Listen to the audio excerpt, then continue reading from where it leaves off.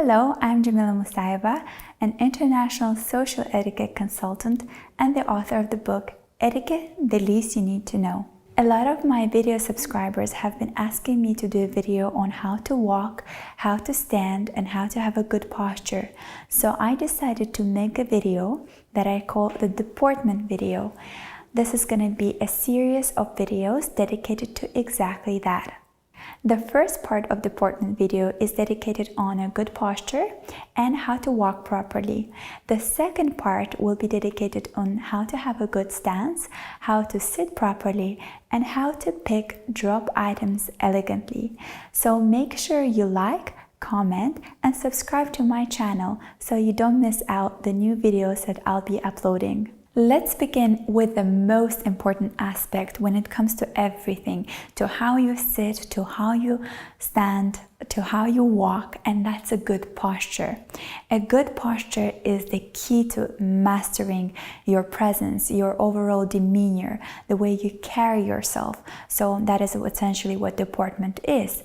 You make that first impression when people see you, and 99% of that is a good posture. What are the elements of a good posture? Let's break it down and look at each aspect separately. Let's start with our head, so essentially our chin and how we position our head. Number one, make sure that you keep your head high. By high, I don't mean that you raise your neck, I mean you just keep your head high, your chin parallel to the ground. What happens is that this is a visualization technique that I have been using and teaching my students, and I think it helps a lot when you try to imagine where your head position should be. It's like you are a little marionette doll that's pulled with a string up. Sort of there's an invisible string that goes from your backbone all along the way your head. So it's in a way a balloon that keeps your head up. So there's a string attached that keeps your head all the way up to the sky.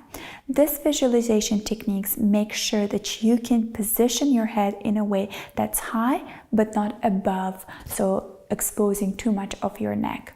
Because when you have your head in a position like this, it makes you give a more arrogant look, which is very different from a confident look. We don't want to go for that look. And keeping your head obviously down gives you a more shy and more timid look. We are aiming for something where the chin is parallel and your head is high. Imagine yourself like a marionette doll. Number two, make sure you suck your belly in, so in a way tuck it in. I know high-waisted jeans come handy when doing that, so that's why I love high-waisted jeans. But even if you don't have them, you just have to visualize that you keep your belly in at the time when you walk, you stand, and you sit. So there's an old saying that says a man's chest should enter the room before his belly. An exception to this rule are pregnant ladies, of course, but the rest of us have to remember that we have to tuck our bellies in. That way it will help support our back and also give us a more elongated, straight posture. The third and the most important element of a good posture is making sure that you roll your shoulders backwards and drop them down. The most essential part in this is having them down. A lot of us know that we have to roll our shoulders back, and oftentimes when we roll them back, we just keep them like that, so almost up closer to our ears, which is a wrong way to do it, because when your shoulders are up, it gives you a more tense and more stressed look, which is something you're not aiming for. In order to make sure you don't have that, you have to roll them back and drop them down. That is especially important when you are walking and especially when you are standing. Of course, you have to bear in mind that you would continue having a good posture when you sit down, but that can change when you are seated down or having dinner. So a good exercise to make sure that you have your shoulders backwards and down is doing a very dramatic exercise, rolling your shoulders backwards a couple of times and doing a very dramatic drop down. That will give you that feeling where your shoulders should stand. To check if you have a good posture, try this wall test at home. Everywhere that you go, you have a wall that you can always use to test if your posture is good or not. So first, stand with your back towards the wall. Number two, make sure that the back of your head, your shoulder blades, and your buttock touch the wall. Number 3, place the heels of your feet 5 to 10 centimeters. You can use your fingers to measure the distance away from the wall. Now use your flat hand to test. If you are standing correctly, your flat hand should be able to slide just enough between your lower back and the wall. If there's not enough space, then slightly arch your lower back away from the wall to let your hand slide in. If there's too much space between your lower back and the wall, then gently tuck in your belly so that your lower back gets closer to the wall. Now you have a good posture. Walk away from the wall, but keep that posture. Anytime you feel like you lost that posture, go back to the wall. As I mentioned earlier, a good posture is very important to anything you do. The way you walk, the way you stand, the way you sit, and actually a good posture is built from early childhood on. So if you're a young adult watching this video and you don't have a good posture, make sure you start practicing now. Physical activity will help you in that. If you're a parent, I urge you to keep a close eye to your child's posture. Make sure that you have him or her stand straight at all times. Physical training, ballet, ballroom dancing will come very handy when you try to make sure that your child has a good posture. So the earlier you start, the better off you're going to be. Now let's talk about a good walk.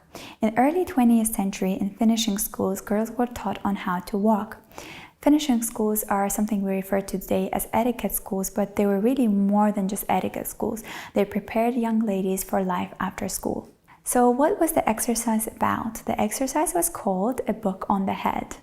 This exercise was not meant to teach the girls how to have a good posture, but rather it was meant for you to feel your body, as more weight was applied on your head with a book. The idea behind this technique was if you place a book on your head and you walk practicing with the book on your head, once the book was taken off, you would be almost gliding, floating, because there would be less weight or no weight applied to you. In order for you to experience this feeling, I always bring an example of working out with weights. So imagine you're working out with weights in your hands. It feels like you have to do a lot of exercise.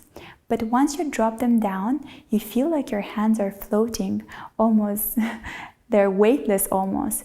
My advice for everyone watching this video, don't just listen to it theoretically, do some practice. The more you practice at home, the better off you're going to be when you're out and without the book on your head. As they say, if you sweat more in practice, you bleed less in the battle. So be prepared. Let's practice walking. So essentially, now that we have remembered that we have to keep a good posture, making sure our back is straight, our shoulders are rolled backwards and down, our head is straight, chin parallel to the ground, now we have to walk. What do we do with our hands? Oftentimes people don't know what to do with their hands, so they place them in their pockets or they just put them backwards. If you want to go for a very confident walk, you have to keep your hands at both sides of your thighs, and when you walk, make sure you move your hands equally, backwards and forwards, backwards and forwards. This is a natural walk for everyone, for men and women. Of course, men would take a larger stride, so to say, but women will keep their hands closer and do a smaller one. So it should be very proportional to your body size. Additionally, if you keep your hands just straight like that when you walk, it will give you a stiff, rigid, maybe anxious look that you're not aiming for. So to keep that confident walk, make sure your hands are moving forward and backward as you walk. When you're moving your hands backwards and forwards as you walk, it also helps your body to keep the balance as you're walking. So this is not just for the look, but it's also for security. So for men, this would mean that they would have to take even and longer strides than a woman would, and just making sure that while you walk, you keep your hands moving, and meanwhile making sure that you take even and confident strides as you walk. For women, there are different ways of walking, when they're walking on flats and when they're walking on heels. So let's look at both. Let's first look at how we walk on heels. So generally speaking, walking on heels not only makes you look taller, but also makes you look more slender.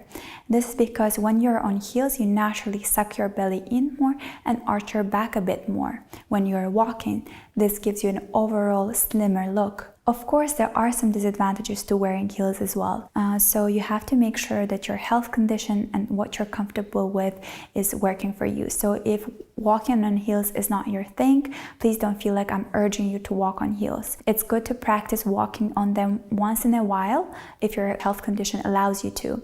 But otherwise, if you enjoy doing it, feel free to do it, because it definitely makes you to have a more elegant and a more slender look, if that's what you're going for. If you're walking on heels, imagine there's a straight line on the floor, almost feel like a model. So a straight line that you cannot go over. So you have to take a step, and then your second step should be inside the other step. So forward and in, sort of making sure that you are walking in a straight line. It feels like almost like a cat or a tiger walking. So you would keep one straight forward, another one forward, another one forward, another one forward. And that's how you would walk. Let's now put all the elements together that we have learned. Remember the good posture, shoulders rolled backwards and down, head straight, chin parallel to the ground, your hands on both sides, moving forward and backward. And if you're on heels, then your strides would be small and inward, like that. So now let's practice this all together.